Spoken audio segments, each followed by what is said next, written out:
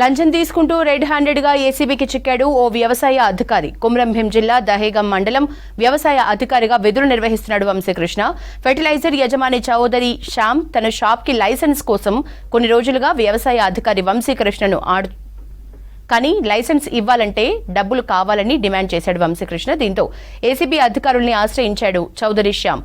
పక్కా plan చేసి వ్యవసాయ శాఖ కార్యాలయంలో వంశీకృష్ణ 38,000 లంచం తీసుకుంటుండగా పట్టుకున్నారు ఏసీబీ అధికారులు.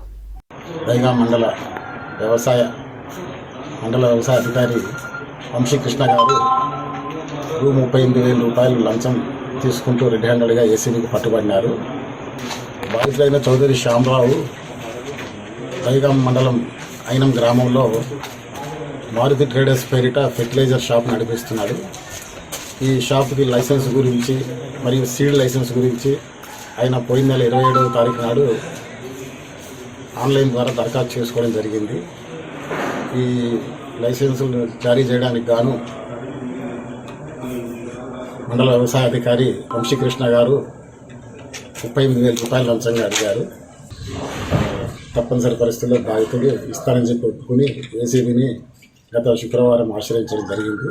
హరికృష్ణ గారు ఆయన డిమాండ్ చేసిన 38,000 రూపాయలు తీసుకుంటూ ఏసీబీకి రెడ్ హ్యాండెడ్గా పట్టుబడ్డారు. ఆయన అరెస్ట్ చేసి రిమాండ్ నిమిత్తము స్పెషల్ కోర్టు ఏసీబీ కోర్టు కరీంనగర్కి ప్రొడ్యూస్ చేయడం కోసం తీసుకెళ్తున్నాం. ఫెర్టిలైజర్ షాప్ ఉంది. Fertilizer shops fertilizer and seed licence renewal గురించి ఆన్లైన్లో దరఖాస్తు చేసుకున్నాను. దరఖాస్తు చేసుకున్న తర్వాత ఫెర్టిలైజర్కి 20,000, సీడ్కి 18,000 అని డబ్బులు డిమాండ్ చేశారు.